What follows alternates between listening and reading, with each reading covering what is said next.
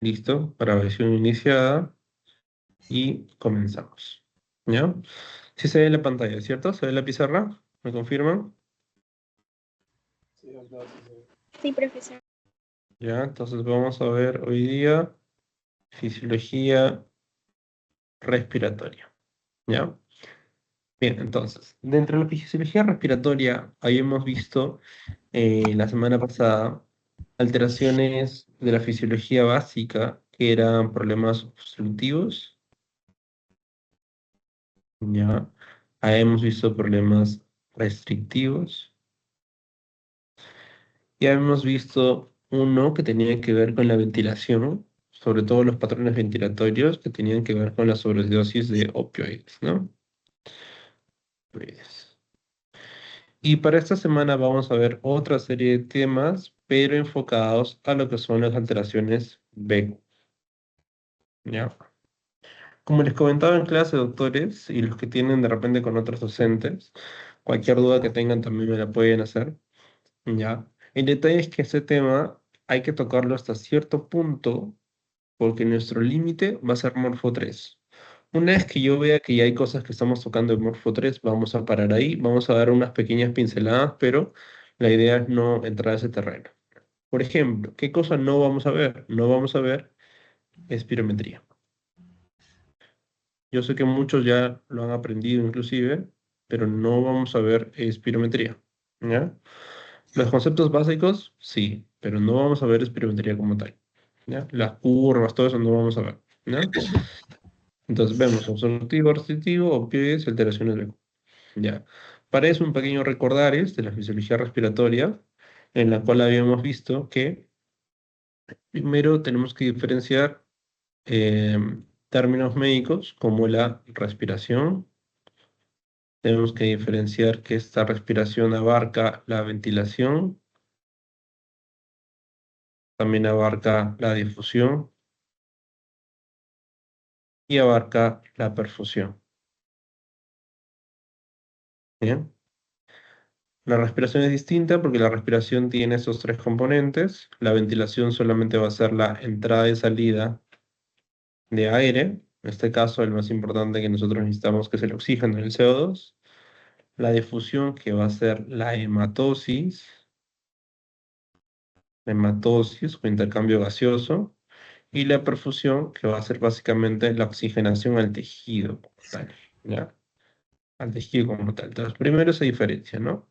Otras diferencias importantes también se encuentran dentro de la inhalación y la exhalación, ¿no? Exhalación, que es el ingreso y salida de aire, ¿ya? Cada uno dentro del patrón ventilatorio. ¿Qué cosa más tenemos que tener en cuenta? Que la respiración tiene una frecuencia respiratoria como tal, que teóricamente va de 12 a 20. Menos de 12 hablamos de bradipnea y más de 20 hablamos de taquipnea, ¿no? Y cuando esté normal hablamos de eupnea, ¿no? Por ejemplo, lo normal es una eupnea, lento es bradipnea, rápido es taquipnea y cese de la respiración es apnea. Apnea. Bien. Bien, esos puntos clave nos van a servir para poder orientarnos a distintos tipos de patrones ventilatorios. ¿Ya? ¿Qué más? ¿Qué más podemos abordar? Podemos abordar que estos tipos de respiración se basa también en la inspiración y en la expiración. Dentro de lo cual la inspiración es un proceso activo como tal, la expiración es un proceso pasivo, pero en la inspiración, al ser un proceso activo, el aire puede entrar de manera pasiva o puede entrar de manera activa. El aire puede entrar de manera pasiva, si es que nosotros lo vemos desde el punto de vista de la diferencia de presiones, sobre todo la presión intratorácica con la presión atmosférica, ¿ya? O de manera simple, y la activa lo vemos desde el punto de vista del esfuerzo respiratorio. El esfuerzo respiratorio.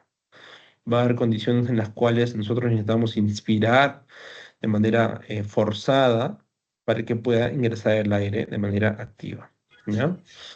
El esfuerzo respiratorio puede estar mediado o no de los músculos principales y de los músculos accesorios también, ¿ya? En cambio, la expiración es el proceso pasivo, va a estar mediado por músculos que también tenemos que tener en cuenta. Por ejemplo, a nivel inspiratorio principal, diafragma, expiratorio también diafragma, pero el principal inspiratorio diafragma y los intercostales externos. Y el expiratorio, los intercostales internos, ¿no? Mnemotecnia, inspira, expiratorio.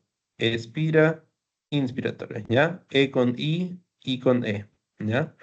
No se olviden eso. Vamos a cambiar de color para que lo tengan en cuenta. Intercostales externos realizan inspiración. Intercostales internos realizan expiración, ¿ya? ¿Qué más? Una vez que hemos visto la relación anatómica fisiológica básica, también tenemos que entender qué es lo que sucede con el diafragma cuando el paciente hace la inspiración y la expiración, y por eso vamos a explicarlo mediante el diagrama de presiones, ¿no? Entonces, nosotros ponemos aquí, a ver, vamos a colocar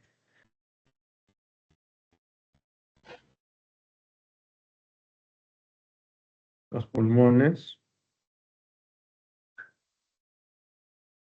ya, los pulmones, colocamos nuestra cavidad torácica, ¿ya? Nuestra caja torácica, y dentro tenemos a nuestros pulmones con nuestra presión intratorácica, que está mediado por nuestra presión intrapleural, nuestra presión intraalveolar, ya, nuestra presión transpulmonar. Y fuera de nuestra caja torácica vamos a encontrar la presión atmosférica, ¿ya? La presión atmosférica. Tomando en cuenta eso, nosotros tenemos que tener también en relación al músculo principal de la respiración, que en este caso va a ser el diafragma. ¿Bien? Ese diafragma.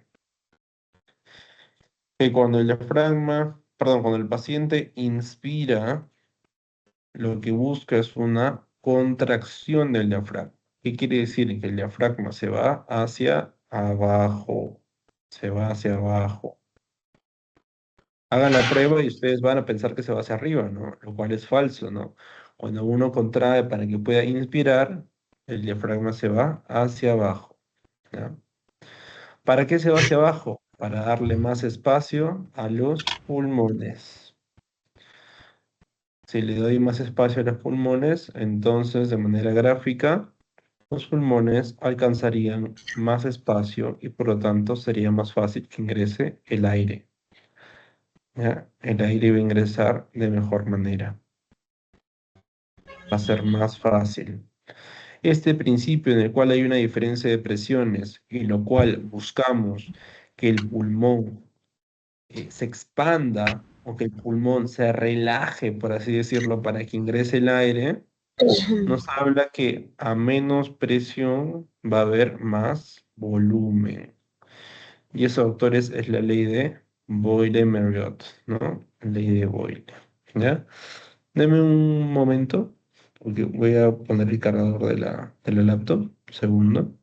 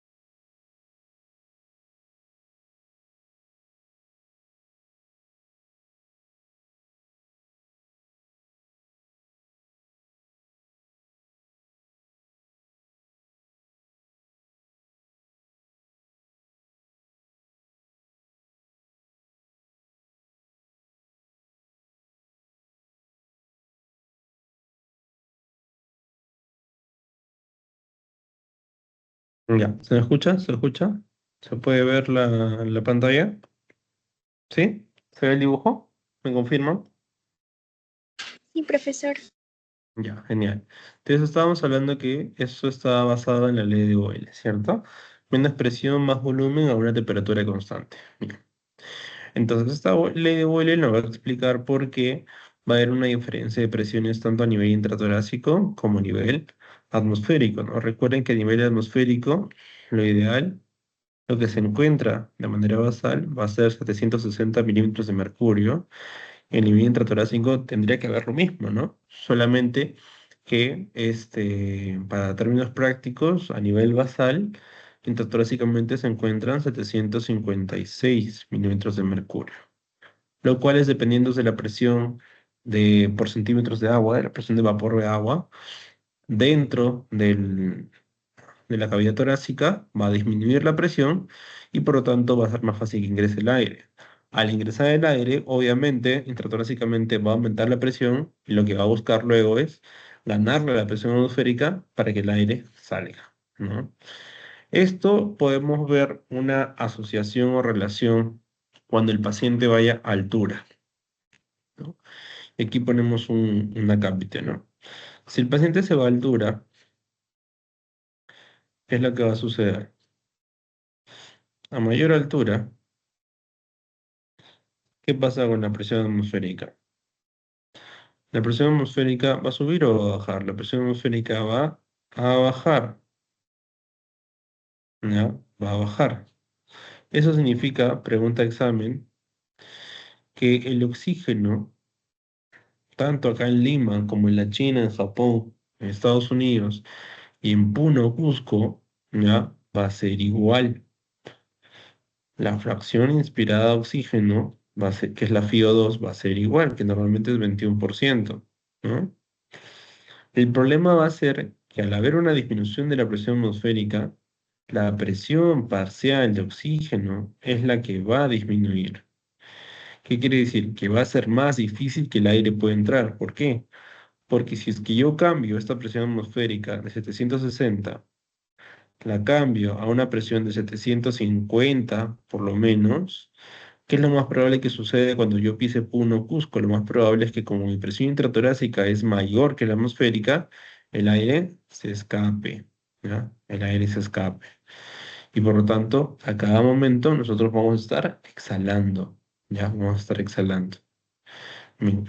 Esos mecanismos por el cual el cuerpo exhala para poder controlar no solamente la ventilación, el patrón ventilatorio, sino que también las constantes metabólicas y respiratorias, está mediado también por los centros respiratorios. Y eso también es algo que pueden preguntar y es algo que tienen que tener en cuenta.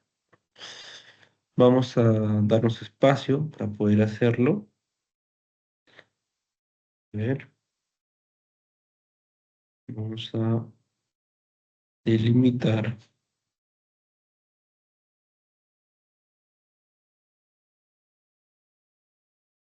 Vamos a ver si podemos ver esto.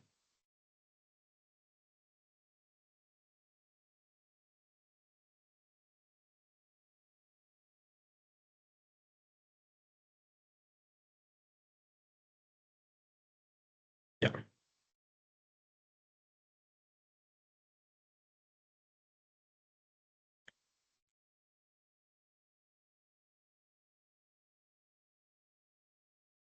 ya, listo.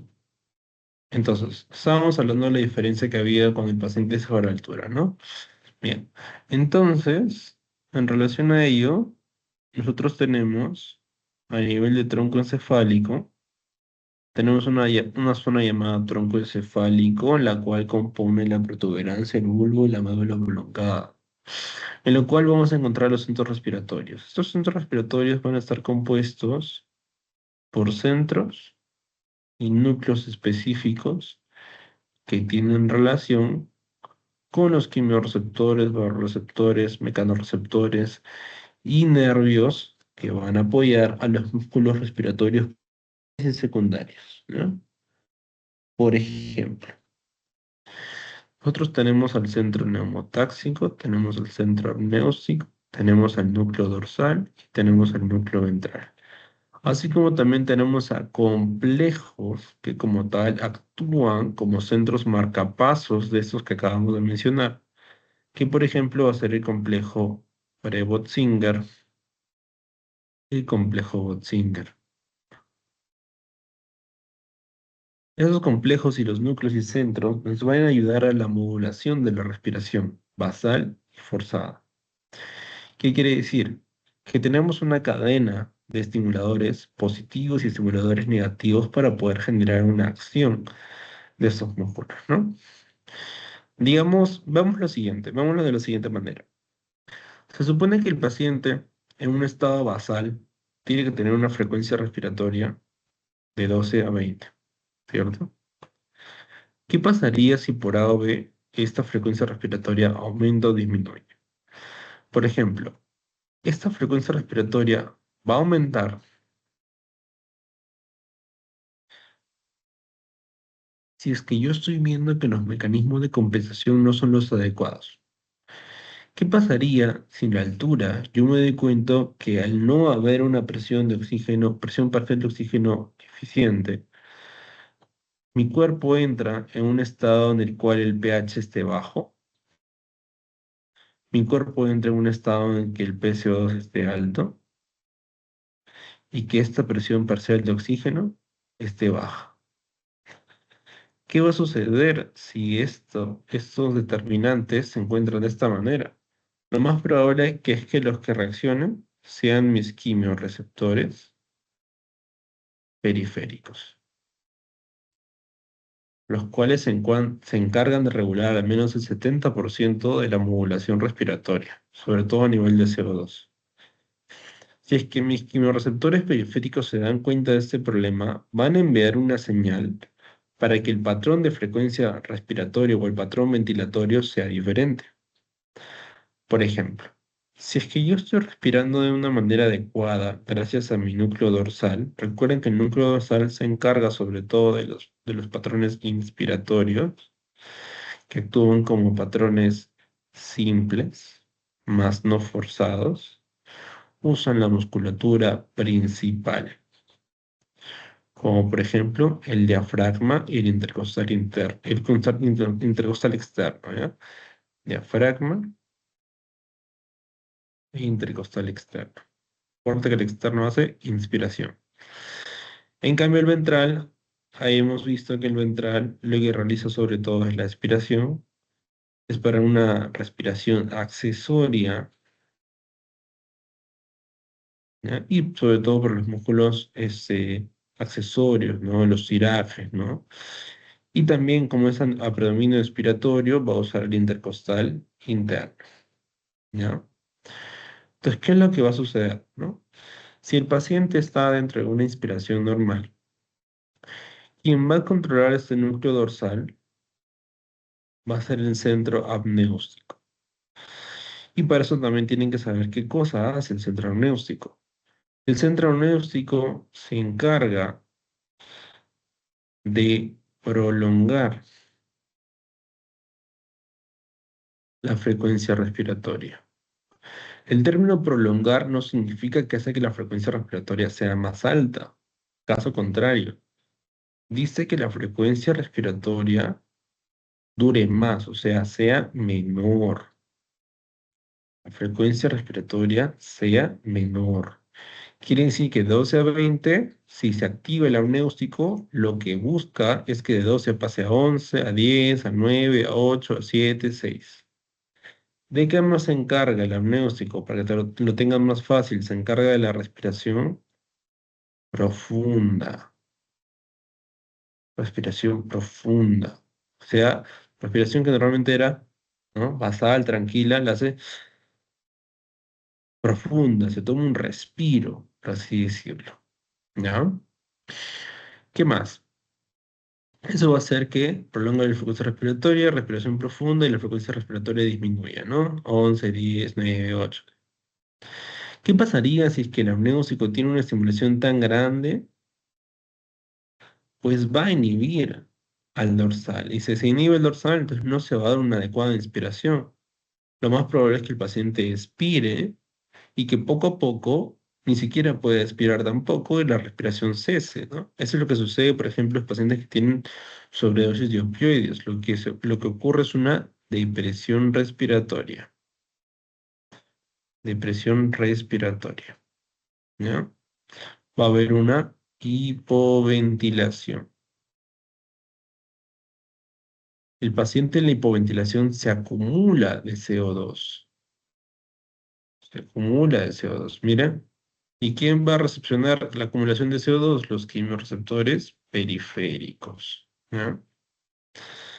¿Qué pasaría entonces si el amniótico aumenta y se acumula el CO2 y los quimiorreceptores periféricos responden? Lo más probable es que esto envíe la señal aferente para que se active ¿quién? Para que se active tanto el complejo pre-Botzinger como el complejo Botzinger. Pero el más importante es el pre-Botzinger, porque el pre-Botzinger te va a determinar, acuérdense, el pre-Botzinger es el marcapasos,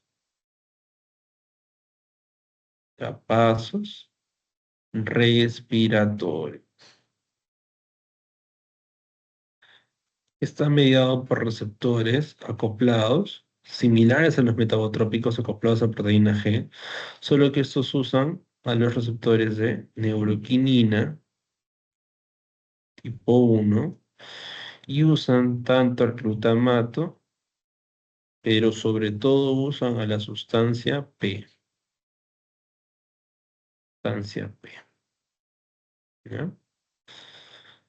Este Prebotzinger va a delimitar la regulación tanto del neumotáxico como el aneurésico, el cual va a incentivar que el neumotáxico se active. ¿Para qué va a hacer el Prebotzinger que el neumotáxico se active? Va a hacer que el neumotáxico se active para que el aneurésico se inhiba. El aumento del neumotáxico va a hacer que el aneurésico se inhiba. ¿Y qué pasaría entonces si el aneurésico se inhibe? Si el aneurésico se inhibe, el dorsal puede volver a dar su estimulación, que era una mayor inspiración. El dorsal esta vez va a usar el ventral no como mecanismo de regulación, sino como mecanismo de apoyo usando a los músculos accesorios, lo cual va a generar que finalmente se mande un estímulo tanto al diafragma como a los intercostales internos para que se dé el proceso de hiperventilación. Cuando se ha generado este mecanismo compensatorio, se regula y por lo tanto la hiperventilación va a hacer que lo que el PCO2 está aumentado, ahora al hacer, ¿qué cosa va a suceder? El PCO2 va a disminuir. Y ahí es importante que tengan en cuenta esto. ¿Por qué? Porque al principio, cuando un paciente tiene un pH disminuido, un PCO2 aumentado y una presión de oxígeno disminuido, si ustedes recuerdan, el hecho que haya más afinidad por el CO2 va a permitir un mejor transporte, pero una menor oxigenación de los tejidos y del cerebro.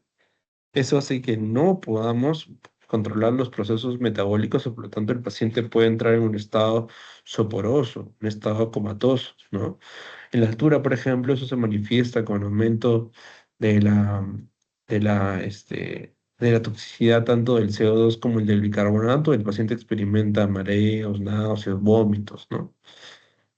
Por eso que el paciente tiene que aclimatarse, ¿no? Cuando va a altura. Y esto hace que estos mecanismos de compensación, como la hiperventilación, hace que el CO2 disminuya. Una vez que el CO2 disminuya, entonces todo se va a regular. Y todo lo que hemos visto va a tener su feedback negativo y va a volver a generarse un ciclo respiratorio paso por paso, ¿ya? Entonces no olviden las diferencias y estimulaciones que tienen a nivel de todos estos ciclos para que podamos entender más adelante qué alteración podría suceder aquí, ¿ya? Bien. Hasta ahí, ¿alguna pregunta, duda, muchachos? Ya para pasar a la siguiente parte.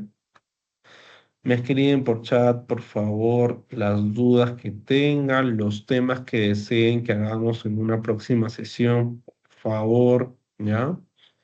Bien. Entonces, nada hay que hacer ahí, ¿no? Todo bien. Ya. Entonces, selecciono, selecciono,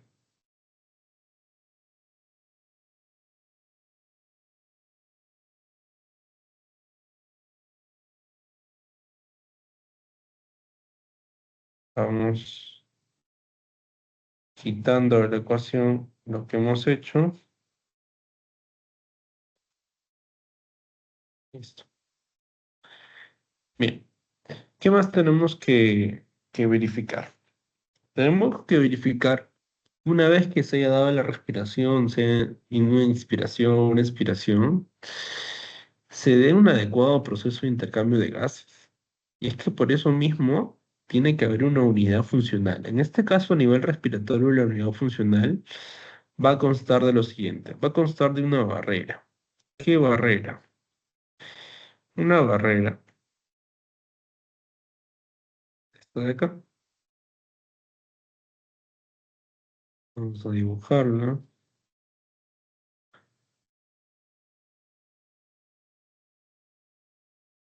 Ahí rojo.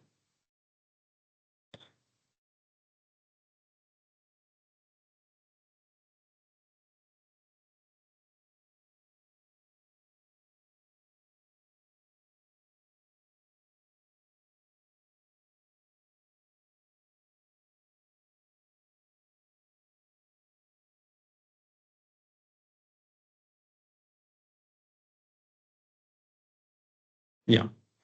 Listo. Entonces, una vez hemos tenido estos autores, hay que entender lo siguiente, ¿ya? Habíamos dicho que tenemos a la respiración que tiene tres componentes que son la ventilación, la difusión y la perfusión, ¿ya? Entonces, ¿qué sucede? ¿Qué sucede? La ventilación es el proceso de entrada y salida de aire. Por lo tanto, aquí va a ingresar, cuando tú inspiras, ingresa oxígeno. Cuando tú expiras, sale CO2, ¿ya? Simplemente es entrada y salida de gases, de aire. Eso es la ventilación, ¿ya? Entrada y salida, más no intercambio. La difusión va a ser intercambio gaseoso. Este oxígeno que está acá va a pasar a la sangre y este CO2 que está en la sangre va a pasar al alveolo, ¿ya? Este mecanismo se da por otra ley que ustedes también tienen que aprender, que es la ley de Fick. La ley de Fick es un concepto físico en el cual te habla que para que haya una mejor y mayor difusión, tienen que haber determinantes como el área de superficie, ¿ya? El diámetro del alveolo, de la barrera de matosis y la concentración de un gas circulante, en este caso del oxígeno y el CO2. Quiere decir que a mayor diferencia de gases o concentración de estos, va a haber una mayor y mejor difusión de este, siempre y cuando sea favorable el área de superficie y la barrera de difusión. En este caso, si ustedes recuerdan, la barrera de difusión está delimitada por unos neumocitos que revestían la capa alveolar, el endotelio alveolar, que eran los neumocitos tipo 1, ¿ya? Neumocitos tipo 1. Y tenían otros tipos de neumocitos que ya eran especializados, que podían producir una cantidad de una sustancia importantísima, que es el surfactante, dentro de lo cual tiene como componentes principales a los fosfolípidos. El principal de estos tenemos al DPPC, ¿no? Que es el dipalmitoidilfosfatidilcolina, ¿no? Eso te va a llevar para otra ley y para otra importancia que ahorita lo vamos a ver. ¿Está bien? Entonces, recordemos ley de Fick: a mayor concentración de gases o diferencia de presiones de estos, va a haber una mayor y mejor difusión, siempre y cuando sea favorable el área de superficie o la barrera de difusión, así como también la concentración de estos. ¿Qué quiere decir? Que si ustedes recuerdan la circulación cardíaca, que vamos a hacer profundizada en Morfo 3, quiere decir que la arteria pulmonar va a emitir capilares para poder llegar al capilar, a la barrera alveolar capilar, que es todo esto. Y esa sería una rama de la arteria pulmonar. Pero tú dices, si es una arteria, ¿por qué está de color azul? Porque esta arteria pulmonar básicamente va a llevar sangre pobre en oxígeno, sangre desoxigenada. Recuerda que la sangre como tal te da la presión. Eso quiere decir que acá va a haber presión venosa y aquí también va a haber presión venosa. En cambio, una vez que se oxigene la sangre, ya no va a ser presión venosa, sino que va a ser presión arterial, lo cual va a ser recogida por las venas pulmonares. ¿Ya? Tenemos entonces una presión venosa tanto de oxígeno como de CO2 y una presión arterial de oxígeno como de CO2. Presión venosa de oxígeno va a ser 40 milímetros de mercurio. Presión venosa de CO2, 45 milímetros de mercurio. ¿Qué quiere decir? Que en la sangre pobre en oxígeno hay más cantidad de CO2 y menos cantidad de oxígeno, ¿no? Y cuando se oxigena, ¿qué va a pasar?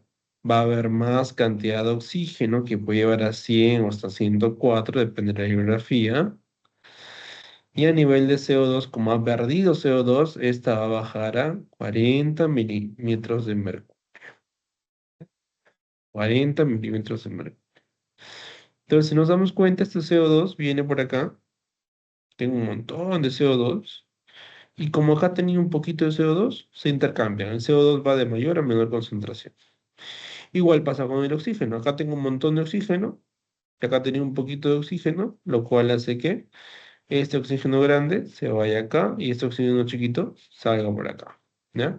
¿Qué quiere decir? Que así la sangre se va a oxigenar y así va a perder dióxido de carbono. El alveolo gana dióxido de carbono, ¿para qué? Para que lo elimine por la expiración. ¿Listo?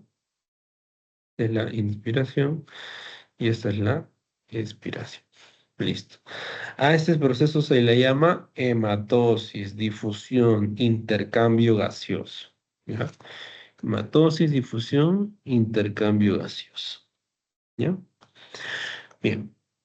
Bien, doctores. Entonces, una vez que ya hemos visto esto, ya podemos aplicarlo a las diferentes alteraciones que podamos encontrar. ¿Ya? No se olviden, ley de Fick. Ya. Entonces, habíamos visto también que los neumocitos tipo 2 producen el surfactante que tiene componente principal lipometalfosfatidicolina.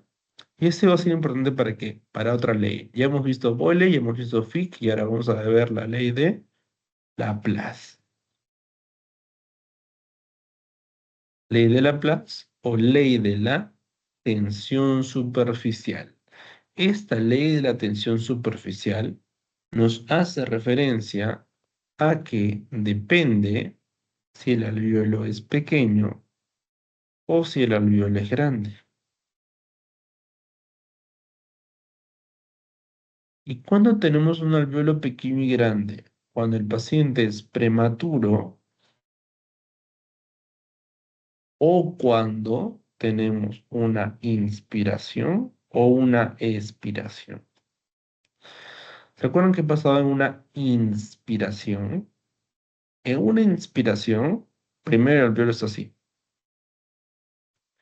Tiene que disminuir la presión para que aumente el volumen. Al inicio de la inspiración, el alveolo está así. Pero al final de la inspiración, el alveolo está así. ¿Ya? Ha ganado tamaño. En la expiración es distinto. En la expiración, al principio está así y luego va a estar chiquito. ¿Cuál va a ser el problema?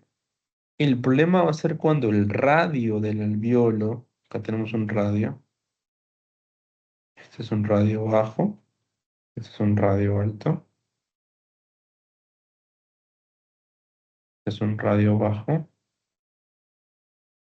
este es un radio alto. El problema va a ser cuando tengamos un radio alto o un radio bajo. Recuerden que el radio alto, ¿ya? Radio alto, va a ser un factor protector para que el paciente disminuya su tensión superficial. ¿Ya? A más radio, menos tensión superficial. Quiere decir, cuando el paciente está en inspiración, ¿ya? Teóricamente no va a suceder nada. El problema es cuando el paciente tenga un radio disminuido.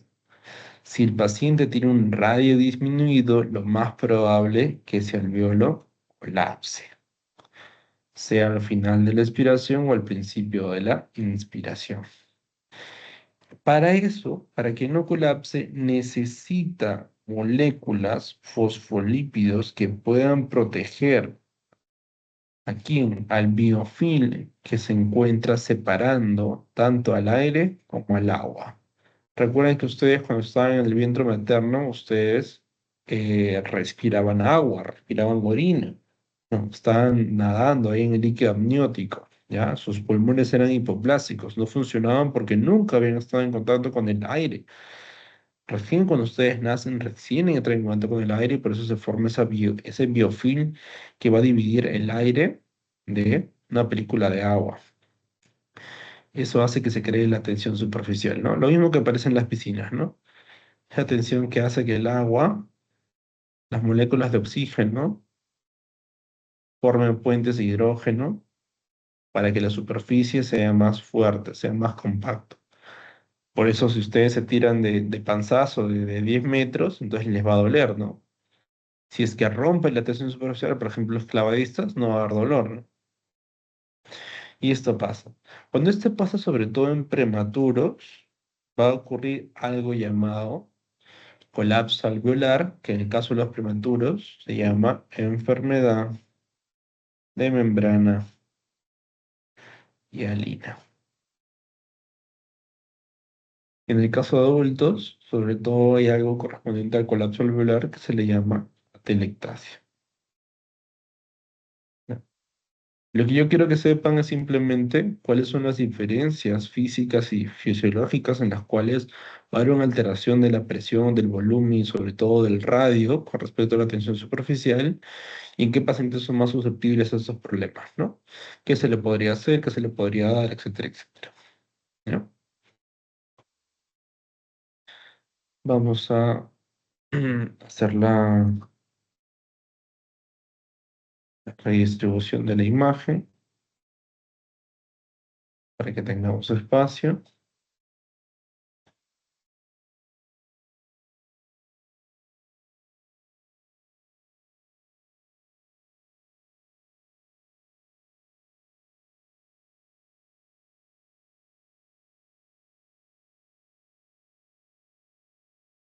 Ya.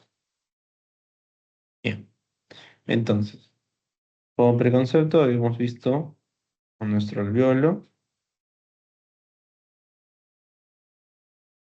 ahí hemos visto a nuestro capilar,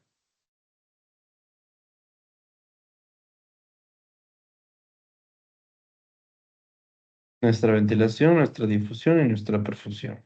Ventilación, entrada y salida, difusión, intercambio de gases, perfusión, llegada de oxígeno al tejido sanguíneo, sobre todo, ¿no?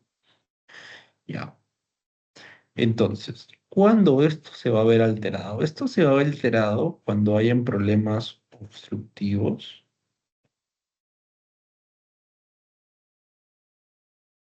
o cuando hayan problemas restrictivos, ¿ya? O cuando haya alteraciones BQ.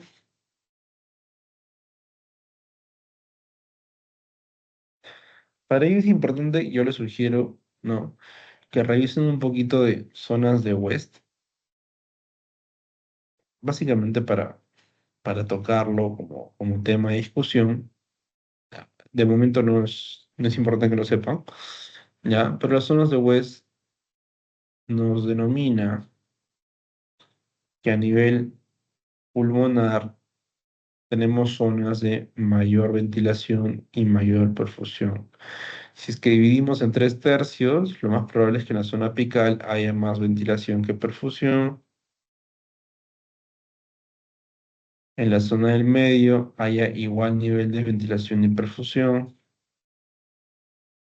y en la zona de las bases va a haber más perfusión que ventilación, pero va a ser soslayada, porque como va a ser igual, ¿no? Se dice que es lo ideal, ¿no? Porque hay mayor perfusión, ¿ya?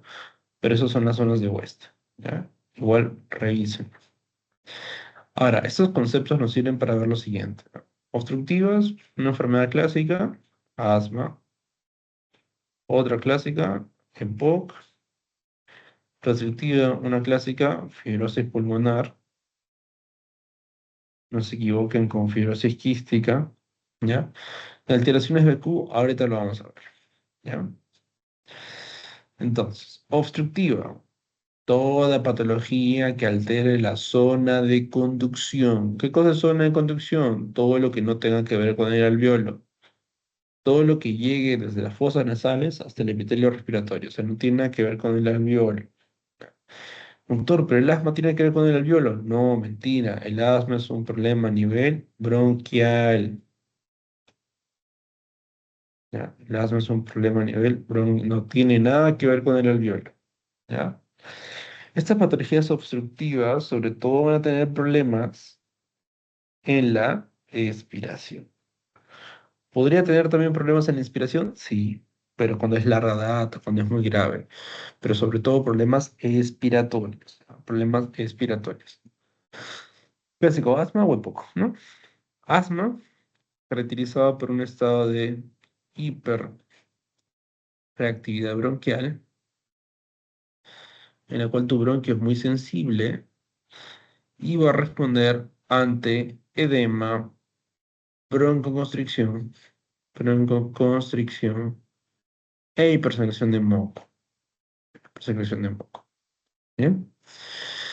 En cambio, el EPOC también va a tener alteración de la permeabilidad a nivel del bronquio, porque el EPOC puede verse desde el punto de vista de una bronquitis o desde el punto de vista de un enfisema. Enfisema. Pero el hecho de que el EPOC también tiene una alteración a nivel intersticial, que es la homeostasis de las fibras elásticas, colágenas, de la elastina y la elastasa. Quiere decir que en el EPOC lo que sucede a nivel intersticial es que pierde la elasticidad. Y pierde la elasticidad cuando entra el aire, no va a haber problema. Porque recuerden que cuando entra el aire hay menos presión, hay más volumen, y se genera como una succión, la cual ingresa el aire, no hay ningún problema en el ingreso del aire. El problema es que como pierde la elasticidad, al momento de querer retraer, a generar el proceso retroelástico, en el cual va a expirar, o sea, va a hacer lo contrario, va a aumentar la presión para disminuir el volumen, esto no se va a poder dar.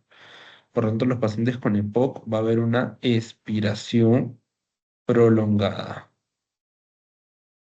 Van a poder botar el aire al final, pero se van a demorar mucho tiempo, ¿ya? Es por eso que los pacientes, tanto con asma, con EPOC, con enfermedades obstructivas, si es que generan una expiración prolongada, sobre todo de larga data, lo más probable es que sus quimiorreceptores se alteren, generando una suerte de estimulación equívoca con respecto al CO2. No van a pensar que tener mucho CO2, o sea, retener CO2 es lo normal, ¿no? Se van a adecuar a eso, ¿no? Entonces, esta expiración prolongada va a estar relacionada ahí, ¿ya? Bien. En cambio, un restrictivo, un restrictivo tiene como problema netamente el intersticio. Porque aparte de que hay una pérdida de elasticidad, va a haber una formación a través del factor de crecimiento transformante beta de fibroblastos, los cuales van a hacer que fibrosen el intersticio, generando enfermedades como las EPID, que son las enfermedades pulmonares intersticiales difusas, o generando en este caso fibrosis pulmonar, ¿ya? Lo cual va a hacer que cuando el paciente quiera inspirar, no entre suficiente cantidad de aire. ¿Por qué? Porque está rígido, está duro, no va a entrar, no se va a expandir el alveolo. Y al momento de botarla, solo va a botar lo que ha ingresado. ¿Ya? Conclusión, en el obstructivo entra el aire sin problema, sale con dificultad y se demora, pero lo bota todo. En el restrictivo no ingresa bien, no ingresa una buena cantidad de aire, pero todo lo que entra sale. Y por lo tanto, el paciente tiene una alteración del intercambio gaseoso, sobre todo porque el problema se encuentra aquí a nivel de difusión. Y si hay un problema a nivel de intercambio gaseoso, ¿qué es lo más probable que sucede? Que el paciente se acostumbra a vivir con saturaciones de oxígeno disminuidas. Se acostumbra luego a la hipoxia, a la hipoxemia, ¿ya? Y eso hace que haya alteraciones dermatológicas, alteraciones del patrón respiratorio, etcétera, etcétera, ¿no? Por eso también hay que tener mucho cuidado al paciente cuando se le coloca oxígeno, ¿no? Como estábamos comentando en el caso del POC, caso de la fibrosis. Bien, bien, listo. Ya hemos visto esta parte, enfermedades obstructivas y restrictivas, y ahora vamos a ver la parte de alteraciones B, ¿no? Vamos a ver la parte de alteraciones BQ.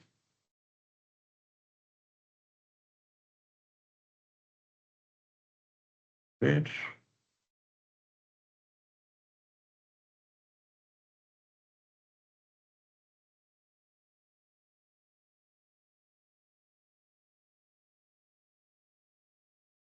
ya. Entonces, dentro de las alteraciones BQ, lo que me importa es que sepan de dónde viene la palabra BQ. De ventilación, Q de flujo, perfusión. Ventilación es todo lo aéreo y perfusión es todo lo sanguíneo, dentro de lo cual nosotros tenemos una predominancia de la siguiente manera. La ventilación depende de los volúmenes y capacidades pulmonares. Eso es un poquito de terreno morfo 3, pero lo que tienen que saber es lo siguiente. Tú tienes cuatro volúmenes y cuatro capacidades. Volumen corriente, volumen de reserva inspiratorio, volumen de reserva expiratorio y volumen residual. El reserva expiratorio y residual forman la capacidad residual funcional. El BRI y el BC forman la capacidad inspiratoria. Estos tres primeros forman la capacidad vital y estos cuatro forman la capacidad pulmonar total. Nada más, ¿ya? ¿Cuál me importa para Morfos en este caso? Me importa el volumen corriente, o también llamado volumen tidal, ¿ya? Tidal. Este volumen tiene alrededor de 500 mililitros. ¿Qué quiere decir? Que de manera espontánea va a entrar y salir 500 mililitros. Pero, si ustedes recuerdan, en la zona de conducción se va a quedar atrapado al menos 150 mililitros, lo cual hace que esto se convierta en un espacio muerto, que ese es aire que se queda, pero que no es funcional. ¿Cuánto va a llegar al alveolo? Va a llegar aproximadamente 350 mililitros. Pregunta examen, ¿cuánto es el volumen alveolar? Es 350 mililitros. ¿Ya? 350 mililitros. Si por ahí te preguntan, ¿ya? ¿Cuánto es el volumen alveolar minuto? Eso es igual a 350 mililitros por la frecuencia respiratoria. ¿Ya? Por si te preguntan eso. Bien. Entonces, ¿para qué les hemos dicho eso? Porque lo normal es que entre una cantidad de aire, se conjugue, se intercambie con una cantidad de sangre y listo, se oxigena la sangre. Lo que sucede es que esta relación te va a dar un aproximado de un BQ de 0,8, de los cuales, dependiendo de lo que suceda con la ventilación o la perfusión, esta relación BQ puede disminuir menos de 0,8 o puede aumentar de 0,8. ¿Ya? Menos de 0,8 o más de 0,8 que va a ser a veces infinito. ¿Ya? Entonces, ¿qué va a pasar? Y eso es lo que quiero que se lleven a casa. Si yo tengo, a ver,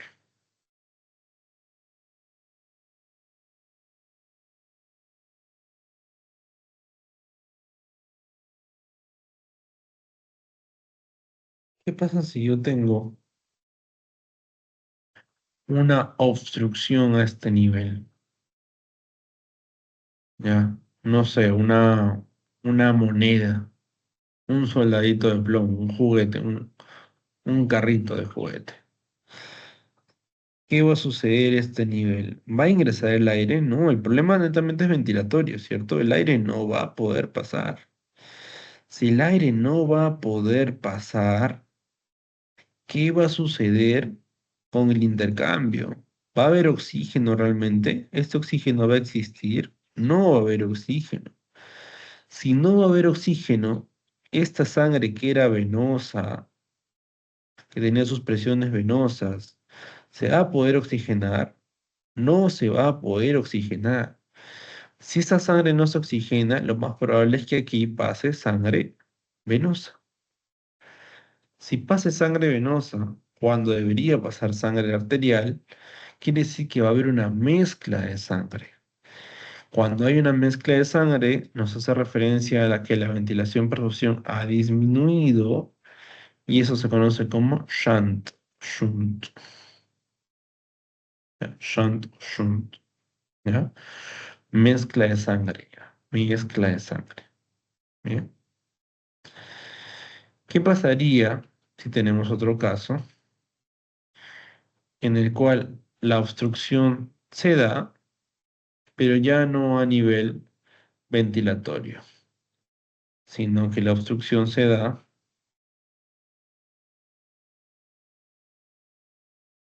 a nivel de vaso? Por ejemplo, aquí, a nivel de perfusión. ¿Qué va a suceder? Se supone que el flujo sanguíneo que venía, ¿ya? Tenía que oxigenarse. Oxígeno hay, lo que no hay es sangre. Si hay oxígeno, pero no hay sangre, obviamente la relación ventilación-perfusión va a ser más de 0,8. Va a tender al infinito. Pero ¿eso qué significa fisiológicamente? Que al no haber sangre no se va a oxigenar, pero igual tiene que pasar el oxígeno. ¿Por qué? Porque va a haber una diferencia de presiones. No tengo oxígeno. Como no tengo oxígeno y en el alveolo hay más oxígeno, va a intercambiarse de alguna manera. O se puede acumular en el espacio. Si se acumula ese oxígeno o el CO2 y no es viable porque no tiene intercambio de gases, ¿qué es lo más probable que se genere? Que como no va a funcionar para nada, se parezca a la zona de conducción. ¿Cómo se llamaba la zona de conducción? Ese aire que me servía para transcurrir por la zona de conducción se llamaba espacio muerto. Cuando ocurre este problema que sucede en un tromboembolismo pulmonar, este problema, esa alteración BQ donde hay más de 0,8 que tiende al infinito, se llama espacio muerto.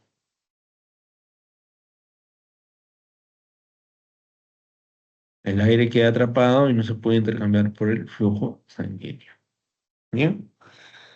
Listo. Bien, doctores, espero que se haya podido entender gran parte de lo que se ha explicado. Me gustaría saber si hay algo que deseen que se pueda aclarar, algo que deseen, algo adicional que podamos ver quizá mañana o mañana pasado. Me gustaría que me pongan ahí, por favor, en el chat, ¿no? Les doy un minuto para que me pongan en el chat algo que deseen adicionar, muchachos, doctores. ¿Alguna duda de ahora? ¿Algo que deseen adicionar para mañana pasado, en otro repaso? Comenten, por favor. Los espero.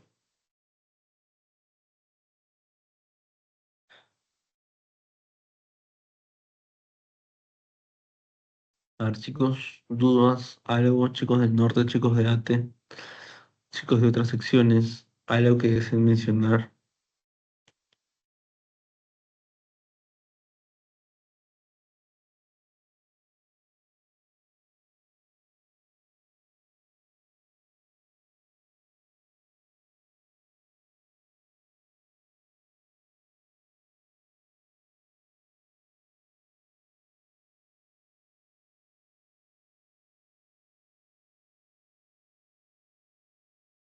A ver, Chulca, ¿estás ahí presente?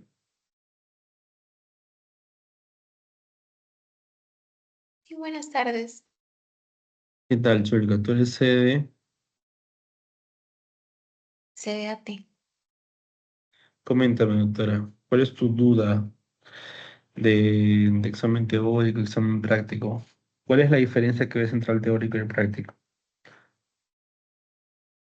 Es que hay algunas cosas que se preguntan en el teórico y no en el práctico. Por ejemplo, lo de los volúmenes se nos ha preguntado en práctico, pero no sabemos cómo analizar muy bien eso en los casos clínicos que se presentan en el teórico, por ejemplo, ¿no? Eso ahora mismo. Los volúmenes, ¿a qué te refieres con los volúmenes? ¿Volumen de reserva inspiratorio, corriente, eso? Ujú. ¿Tienes una pregunta ahí a la mano para poder resolverla? No, más que nada era para saber si va a haber un, así, tipo un repaso para el final. Nada más. Es que, doctora, el repaso en sí es para el teórico y es para el práctico. Por eso mismo les digo, ¿no? Si tienen alguna duda o algo que quieran especificar, tanto en teoría como en práctica, pueden hacerlo, no hay ningún problema, ¿ya? O sea, de por sí, yo lo estoy haciendo, ¿no? Y el equipo de identidad también, también lo va a hacer, pero yo necesito que me digan, voy a brindar repaso toda la semana, necesito que me digan qué cosa desean adicionar. Ahora, si tú me dices volúmenes y capacidades, como les comentaba, no tendríamos por qué ampliar eso porque eso es terreno de Morfo 3. Si quieren que les enseñe volúmenes y capacidades, yo les enseño volúmenes y capacidades, no hay ningún problema, ¿ya? Así que, y es algo bastante sencillo. Por eso te pregunto, ¿qué cosa te han preguntado específicamente? Porque volúmenes y capacidades llega hasta ahí, simplemente números, ¿no? A ver, no sé si se visualiza la pantalla. Ya, vamos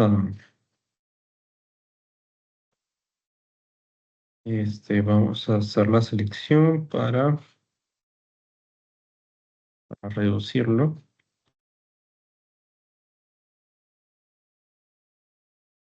Ya,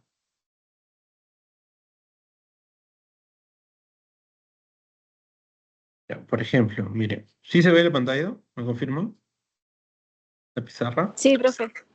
Ya, entonces, mira, volúmenes y capacidades es esto, nada más, ¿ah? Te dicen que una espirometría puede ser simple versus una forzada. Ya, ninguno de estos deberíamos preguntar, ¿ah? Por si acaso. Sobre todo, forzada. Esto sí, no. Si alguno de ustedes dice que le han preguntado algo forzada, me avisan, porque no deberíamos ver nada de forzada, ¿ah? Eso es terreno de Morfo 3. En simple, ya, como les decía, solo tienes que saber volumen corriente, volumen de reserva inspiratorio, volumen de reserva expiratorio y volumen residual, ¿ya? Esos dos te dan la capacidad inspiratoria, esos dos te dan capacidad residual funcional, esos tres te dan capacidad vital y esos cuatro te dan capacidad pulmonar total. Nada más. El corriente, también llamado tidal, te da 500 mililitros. El de reserva inspiratorio te da 3000 mililitros. El de reserva inspiratorio, depende de la bibliografía, te da 1100 o 1200. Yo siempre le pongo 1100. Y la residual, 1200. ¿Ya? Entonces, hasta ahí nomás es lo único que pueden preguntar. ¿Ya? Ahora, si te dicen qué significa cada una de estas, ya, entonces, ¿qué cosa es el volumen de reserva inspiratorio? Es la cantidad máxima de inspiración que tiene un paciente después de una expiración máxima. ¿Qué cosa es la BRE? Es la capacidad máxima de expiración después de una inspiración máxima. Nada más. ¿Qué cosa es la capacidad vital? Es la capacidad máxima de inspiración y de expiración tomando en cuenta el proceso retroelástico que está delimitado por el volumen residual. ¿Qué cosa es la capacidad de pulmón total? Es todo lo que entra y sale, lo que se queda y el volumen residual. ¿Ya? O sea, toda la capacidad vital más el volumen residual. ¿Ya? Ahora, ¿qué otra cosa te pueden preguntar? No sé, ¿cuáles no se pueden medir por espirometría? Esta de acá, esta de acá y esta de acá. No se miden por espirometría, pero se miden por pletismografía o test de dilución con helio. ¿Ya? Eso podría ser una pregunta de teoría, ¿no? Otra pregunta de teoría práctica podría ser ¿para qué sirve el volumen residual, no? El volumen residual sirve para que no haya colapso alveolar. Se supone que, como les había comentado, el alveolo ingresa aire,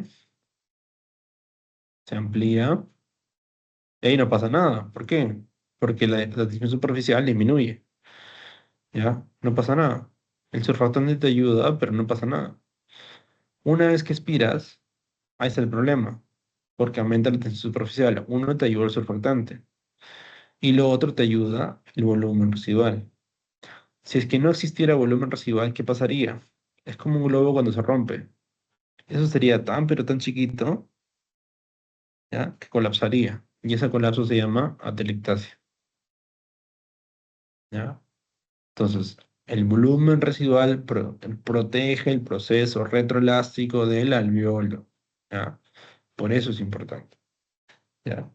Por eso, doctora, como te comento, si te han preguntado algo por ahí, me avisas, se me mandas por correo, por interno, con total confianza, lo vemos ahí y hacemos inclusive, este, generamos ahí preguntas para que no haya dudas en el examen teórico ni práctico, ¿sabes? Eh, ¿Alguien más, chicos? ¿Alguien que tenga alguna duda adicional con respecto a algo de teoría, algo de práctico?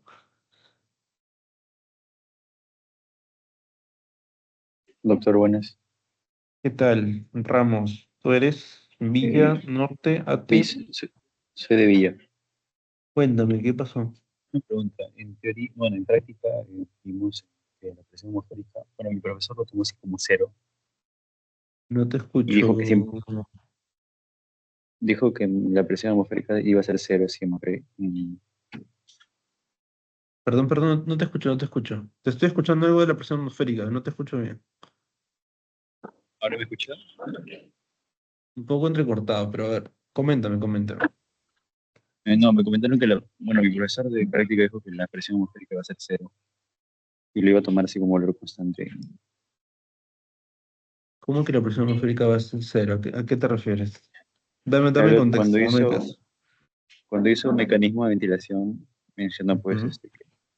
que la presión atmosférica va a ser cero, que la suficiente va a ser -1 y la otra cero, algo así. Y yo justo había leído pues que era 760, pero me comentó que era cero, -1 y cero. No entendí muy bien eso. Quizá te estás confundiendo o quizá el docente lo hizo en relación a la presión de vapor de agua o a los centímetros de agua. O sea, en los libros, tú lo encuentras, en cualquier libro de física o de fisiología, tú encuentras 760 milímetros de mercurio, ¿cierto? Pero en el Guyton, por ejemplo, o en el Constanzo, si no me equivoco, encuentras que hay centímetros de agua. ¿Qué quiere decir? Que si es que la presión atmosférica toma una relación de cero, ¿ya?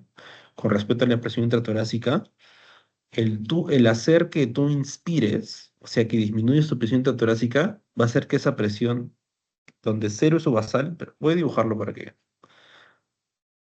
lo tengan en cuenta. A ver, permíteme.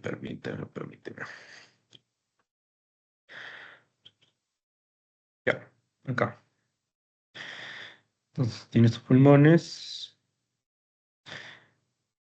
tienes tu caja torácica. Ya, hasta ahí todos que presión intratorácica, presión atmosférica, ¿cierto? Ya, 760, 756, ¿no? Ya. ¿Qué pasa si toman la presión atmosférica como cero? Si tomas la presión atmosférica como cero, ya, se supone que la presión intratorácica también tiene que ser cero, para que haya un equilibrio, ¿ya? Para que el aire no entre ni salga. Para que el aire pueda ingresar, la presión intratorácica tiene que ser menor a cero. En este caso puede ser -1 centímetro de agua o puede llegar inclusive a -3 centímetros de agua. Depende de la bibliografía. Hay varias bibliografías que te dicen -1, -3, inclusive te dicen -5, -7. ¿Ya? Cuando el paciente quiere exhalar, quiere decir que ya ganó aire por la ley de Boyle, y al ganar aire ya no se hace más negativo, se hace menos negativo. Eso hace que en vez de -1 pase a +1, o en vez de -3 pase a +3.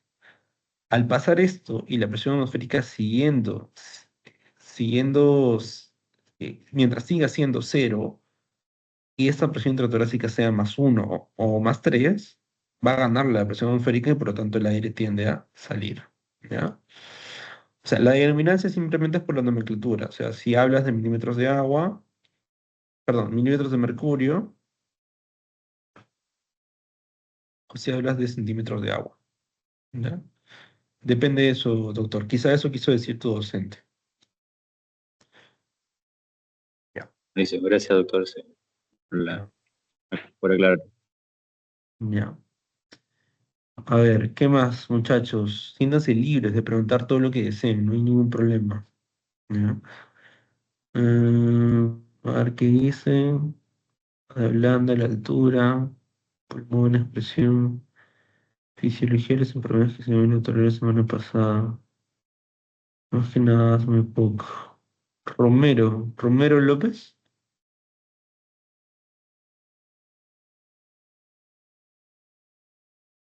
Romero López.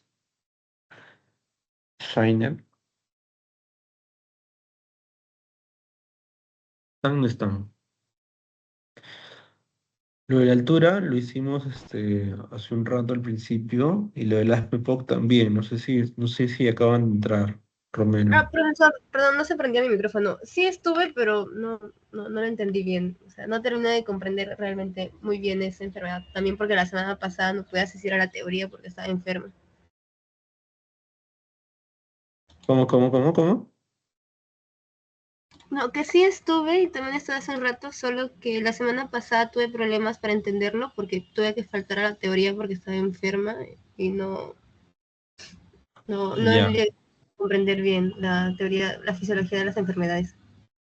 ya, genial. Entonces, hazme POC y hacemos un poquito de altura, ¿ya? Pero Shiner no me responde, así que, ya.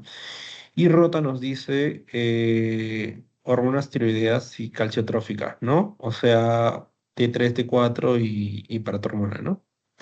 Ya, no se preocupe. Entonces, agendamos T3, T4 paratormona y ahorita vemos altura y vemos hazme época, ¿ya? Romero, si hay algo que tienes duda todavía, me avisas, ¿ah? No hay ningún problema, ¿ya? Volvamos a... Creo que ya está muy condensado esto. Vamos a hacer una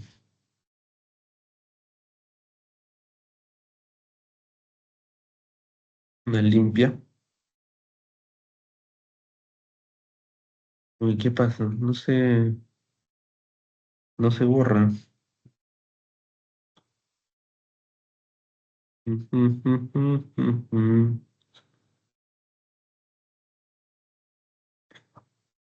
A ver,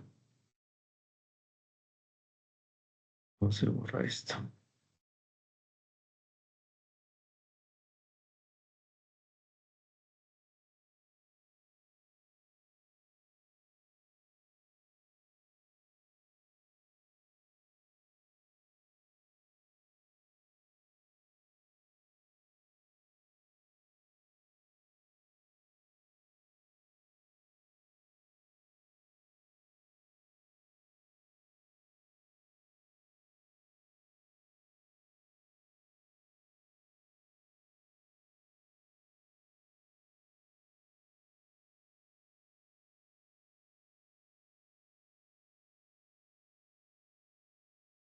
Ya.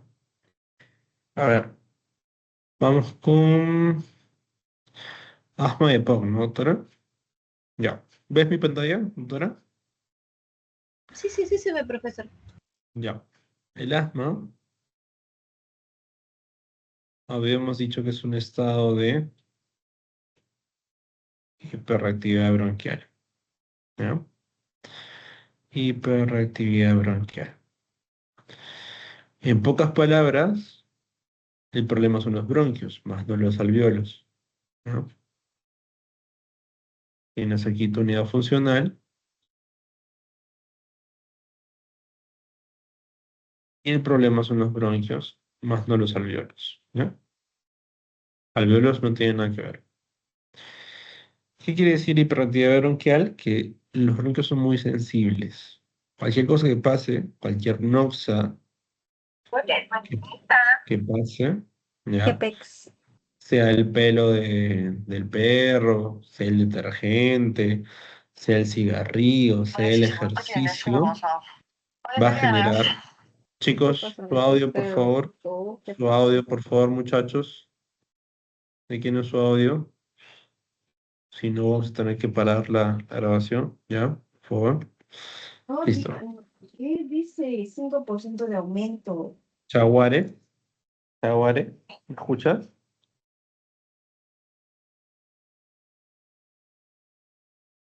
¿No has leído?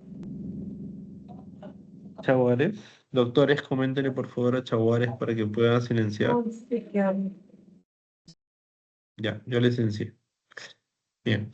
Entonces, les decía que cualquier noxa, sea el pelo de un perro, detergente, ejercicio, cigarrillos, etcétera, etcétera, va a generar una alteración de la sensibilidad del bronquio, puesto que este es más sensible de lo normal. Eso explicará que esta noxa desencadena una serie de eventos mediados por el músculo liso bronquial, que por ejemplo va a ser el edema, va a ser la hipersecreción de moco, y va a ser la broncoconstricción.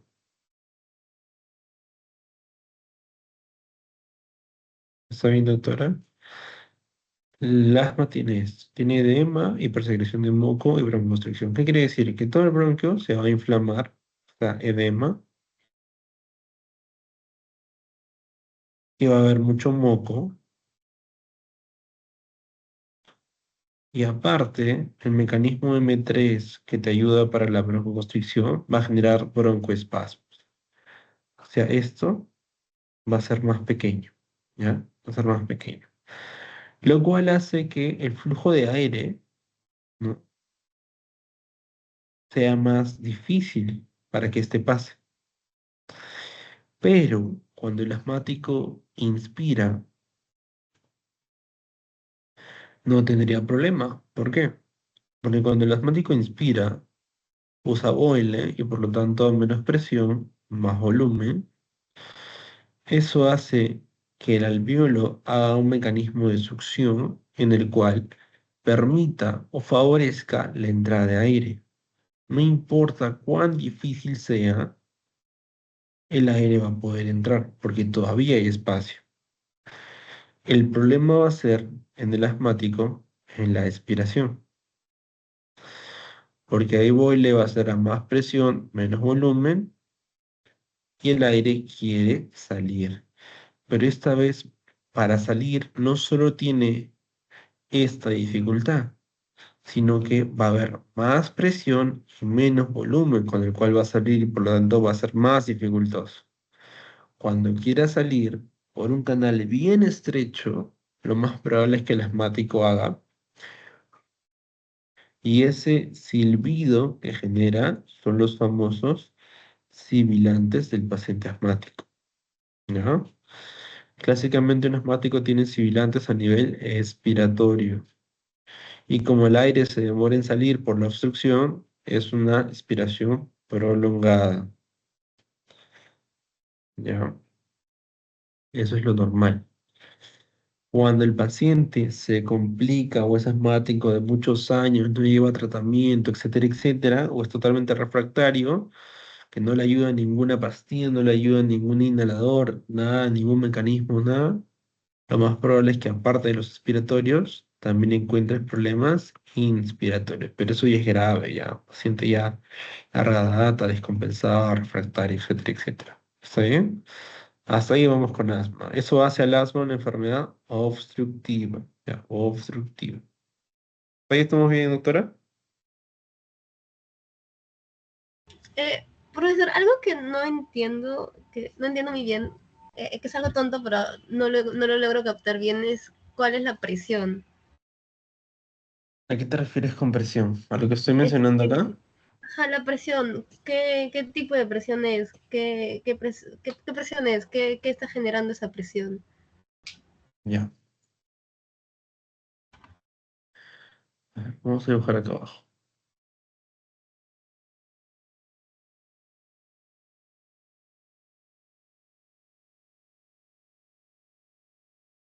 ¿Recuerdas las ramificaciones en las cuales tienen su tráqueo, tus bronquios, tus bronquios principales, secundarios, bronquiolos, respiratorios, terminales, sacos alveolares y alveolos, ¿cierto, doctora? Sí, sí, eso sí. Ya. Tu última terminación, en las cuales van a ser los alveolos, ¿ya? Tiene una capacidad llamada capacidad retroelástica,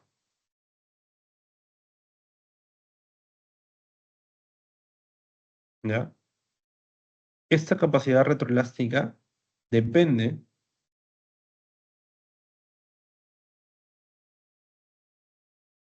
del mismo alveolo,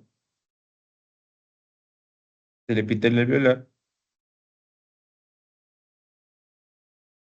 depende de las células alveolares como el nemocito tipo 1 y el nemocito tipo 2,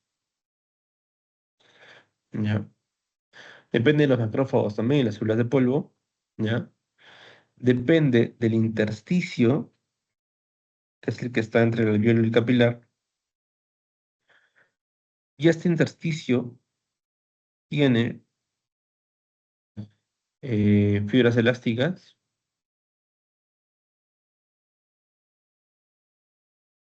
tiene colágeno,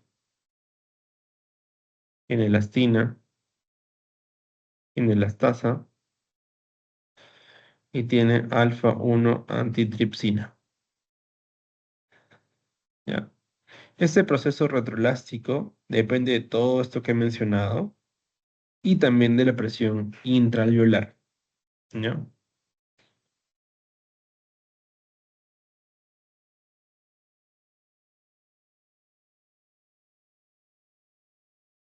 ¿Qué quiere decir? Que la presión intraalveolar va a ser aquella presión necesaria para que el aire ingrese o necesaria para que el aire salga. ¿Qué quiere decir? Que para que entre el aire, yo necesito que esta presión dentro del alveolo sea mayor o sea menor, doctora.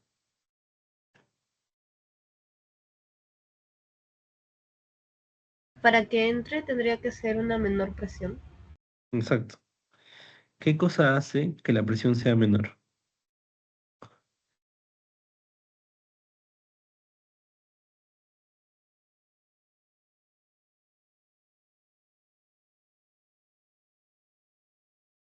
Doctora. Eso es lo que está relacionado con la ley de Boyle, que a menor presión tiene que haber mayor volumen. Exactamente. ¿No? Entonces, por el proceso físico de la ley de Boyle, el hecho de que haya una mayor presión porque en la respiración previa acaba de exhalar absolutamente, bueno, acaba de exhalar lo que ha podido. Me explico. Esta baja de presión es el resultado de una respiración previa. Esta respiración previa ha hecho que el contenido aéreo salga y por lo tanto ya no haya aire dentro del alveolo. Al no haber aire dentro del alveolo, la presión va a verse disminuida. Es por eso que esta presión disminuida mediante el mecanismo de Boyle va a permitir que el nuevo aire que va a entrar, ¿ya?, pueda ser más fácil su ingreso porque hay menos presión intraalveolar. ¿Está bien? Como hay menos presión intraalveolar, lo que hace es que el aire ingrese de manera fácil y pueda llenar nuevamente el alveolo. Al igual que va a haber un tope mediado por todos estos mecanismos que estamos viendo. Ese tope va a hacer que haga el proceso de hematosis de manera regular, o ese tope va a hacer que el paciente no entre en algo llamado hiperinsuflación. Porque esta hiperinsuflación también depende de mecanismos reflejos que ya lo van a ver en Morfo 3, que uno de ellos es el mecanismo de Herin-Brewer, ¿no? Que dice que tu volumen corriente que está ingresando de 500 mililitros no puede exceder el triple. Máximo va a poder llegar hasta 1500. Por eso es que si ustedes se dan cuenta, si ustedes quieren inspirar de manera máxima, así tú quieras inspirar de manera máxima, no vas a poder, tienes un tope, lo cual te va a hacer que automáticamente tú expires, ¿ya? Eso se da por el proceso retroelástico que tiene el alveolo, ¿ya? Quiere decir que tú puedes ingresar una cantidad de aire suficiente, pero tienes que tener una menor presión. Y una vez que ganes presión, tienes que botar ese volumen. Por lo tanto, es que con esa misma cantidad de aire, tú tienes que botarlo. ¿Hasta ahí me dejo entender, doctora? Sí, sí, profe. Listo. Bien, eso es con respecto a asma. El problema de ahí es asma y el problema de POC también se va a dar a nivel de bronquio, pero también se va a dar a nivel de intersticio. Porque el problema es que puede haber una alteración tanto de la alfa-1 antitrypsina o una alteración de la elastasa con elastina, lo cual hace que disminuya la elasticidad. En EPOC disminuye la elasticidad. Si disminuye la elasticidad, ¿qué cosa va a pasar? El aire va a poder ingresar, pero no va a tener la fuerza de ese proceso retroelástico para que el aire pueda salir. Y como el aire ahora no puede salir, se acumula, se retiene. Es por eso que poco a poco va a ir saliendo de manera paulatina. ¿Por qué también no puede salir de manera fácil? Porque se encuentra obstruido. Se encuentra obstruido, porque recuerda que lesiona la cera, el epitelio bronquial, ¿ya? Y eso sucede en el EPOC, ¿no? A ver, ¿dudas, preguntas con respecto a eso, doctores? Para Ah, pasar disculpe, con... yo había dicho que era lo afectado dentro del intersticio, que era lo que se había afectado. ¿Cómo, cómo? ¿Qué era lo que había mencionado que se había afectado dentro del intersticio? En el EPOC. En el EPOC se ve afectado la alfa-1 antitripsina, se ve afectado y se ve afectada la homeostasis de la elastina con la elastasa. ¿Ya? Eso explicaría por qué también, cuando ustedes vean en la práctica clínica, pacientes que tengan deficiencia congénita de alfa-1 antitripsina pueden tener compromiso tanto de bronquitis como de enfisema, lo cual puede generar un EPOC a pesar de que el paciente no haya fumado. Así como también pacientes que hayan fumado durante toda su vida y que tengan cantidades altas de alfa-1 antitrypsina, muy probable no generen cambios estructurales del proceso retroelástico o de la compliance pulmonar, ¿no? Eso explicaría que es un medio protector, un factor protector para esto. Bien. ¿Preguntas, dudas? ¿Algo más que deseen saber, doctores? Bien. ¿Qué más? ¿Qué más? ¿Qué más? ¿Qué más? ¿Qué más? ¿Qué más?